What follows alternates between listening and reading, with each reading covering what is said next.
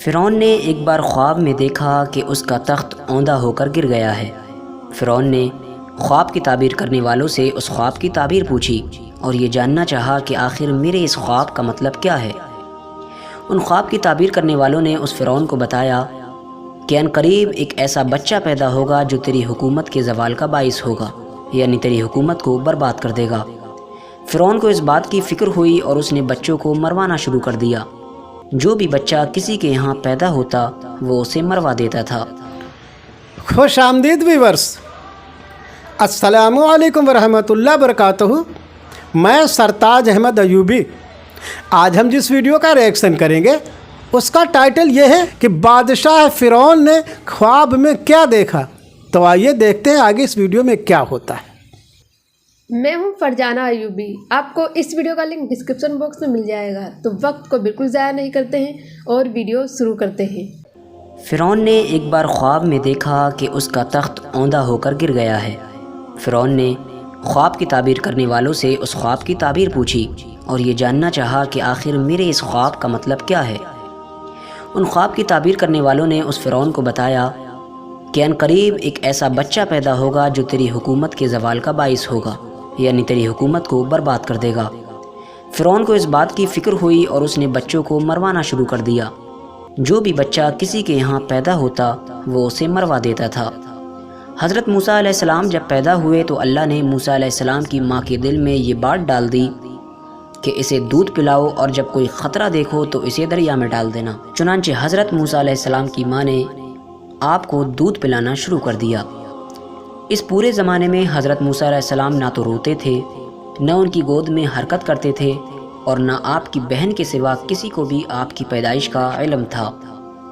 پھر جب 3 مہینے کا زمانہ گزر گیا تو موسیٰ علیہ السلام کی ماں کو خطرہ محسوس ہونے لگا، اور جب آپ کو زیادہ خطرہ محسوس ہوا تو خدا تعالیٰ نے موسیٰ علیہ السلام کی ماں کے دل میں یہ بات ڈال دی کہ اب تو موسیٰ کو ایک صندوق میں بند کر کے دریا میں ڈال دے، اور ذرہ برابر بھی کوئی فکر نہ کر، ہم اسے پھر سے تمہاری گود میں لے آئیں گے۔ چنانچہ موسیٰ علیہ السلام کی ماں نے ایک صندوق تیار کیا اور اس میں روئی بچھائی اور موسیٰ علیہ السلام کو اس میں رکھ کر صندوق بند کر دیا، اور یہ صندوق دریائے نیل میں ڈال دیا گیا۔ اس دریا سے ایک بڑی نہر نکل کر فرعون کے محل میں گزرتی تھی۔ فرعون اپنی بیوی آسیہ کے ساتھ نہر کے کنارے پر بیٹھا ہوا تھا۔ جب ایک صندوق نہر میں آتے دیکھا تو اس نے کنیزوں اور غلاموں کو صندوق نکالنے کا حکم دیا۔ وہ صندوق نکال کر سامنے لایا گیا۔ اس صندوق کو جب کھولا گیا تو اس میں ایک نورانی شکل کا بچہ دکھائی دیا، ایک ایسا بچہ جو دور سے ہی چمک رہا تھا۔ اس بچے کو دیکھتے ہی فرعون کے دل میں ایک عجیب سی محبت پیدا ہو گئی۔ وہ اس پر اپنی جان نچھاور کرنے کے لیے تیار ہو گیا، لیکن کچھ ہی زمانے کے بعد اس کی قوم کے لوگوں نے اسے بہکانا شروع کر دیا اور اس سے یہ کہنا شروع کیا کہ کیوں تو پاگل پن میں کاٹ رہا ہے؟ ذرا سوچ، اگر یہ وہی بچہ ہوا کہ جس نے تمہاری حکومت کو برباد کرنا ہے تو تیرا کیا ہوگا؟ چنانچہ فرعون آپ کے قتل پر آمادہ ہو گیا اور وہ ان لوگوں کے بہکاوے میں پوری طرح سے آ گیا۔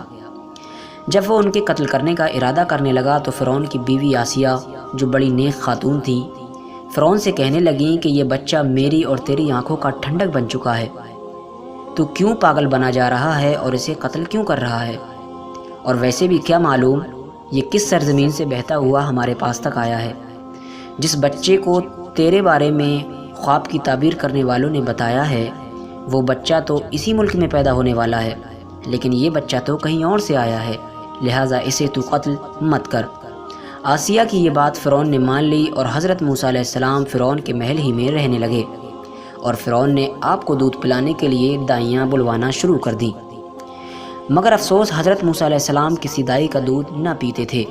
اب فرعون کو فکر ہوئی کہ اس بچے کے لیے کوئی ایسی دائی ملنا ضروری ہے جس کا یہ دودھ پی سکے۔ ادھر حضرت موسیٰ علیہ السلام کی ماں اپنے بچے کی جدائی میں بے قرار تھیں، اور حضرت موسیٰ علیہ السلام کی بہن جس کا نام مریم ہوا کرتا تھا وہ آپ کے تجسس، وہ آپ کی تلاش کرنے اور معلوم کرنے کو صندوق کہاں پہنچا ہے اور آپ کس کے ہاتھ آئے ہیں آپ کی تلاش میں تھی۔ یہاں تک کہ یہ پتہ کرتے کرتے وہ فرعون کے محل میں پہنچ گئیں، اور جب انہیں معلوم ہوا کہ میرا بھائی اسی محل میں ہے اور کسی بھی دائی کا وہ دودھ نہیں پی رہا ہے اور وہ ابھی تک بھوکا ہے، تو وہ فرعون سے کہنے لگیں اے فرعون، کیا میں تجھے ایک ایسی دائی کی خبر نہ دے دوں جس کا دودھ یہ بچہ ضرور پیے گا؟ فرعون نے کہا اس سے اچھی کیا بات ہے، ہاں ضرور، ایسی دائی کو لاؤ جس کا یہ دودھ پی سکے۔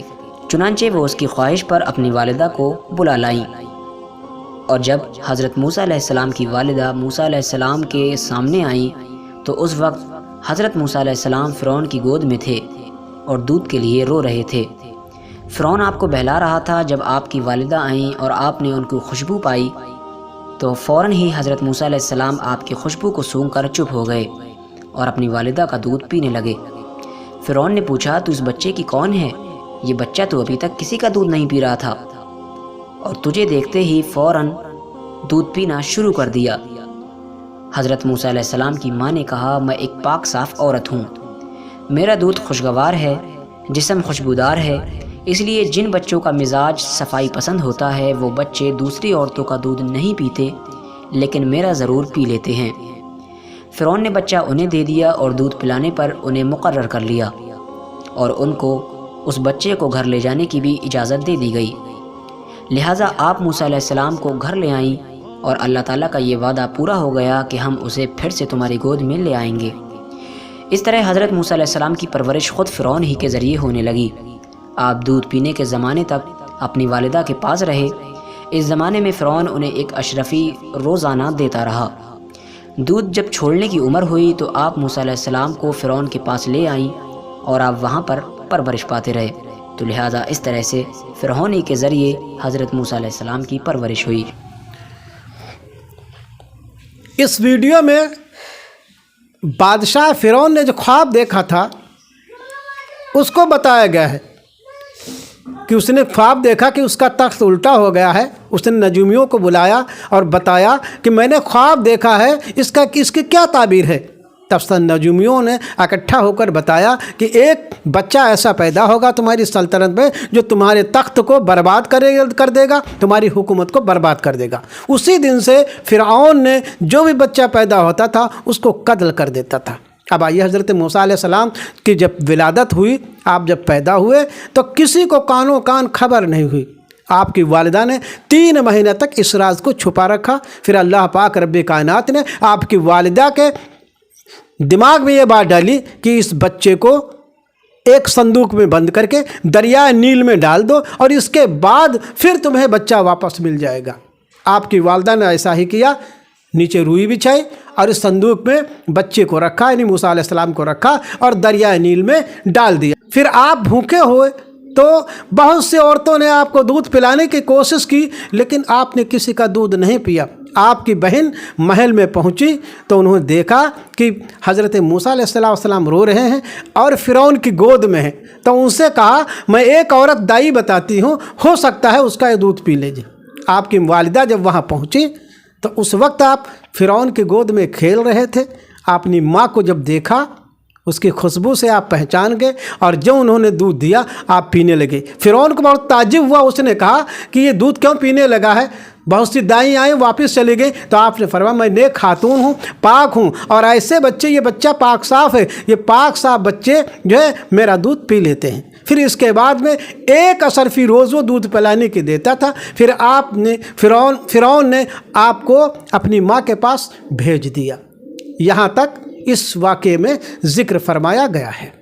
تو آپ کو اس ویڈیو میں سب سے اچھا کیا لگا ہمیں کومنٹ سیکشن میں ضرور بتائیے گا۔ ویڈیو کو لائک، شیئر اینڈ چینل کو سبسکرائب کریں۔ تب تک کے لیے اللہ حافظ۔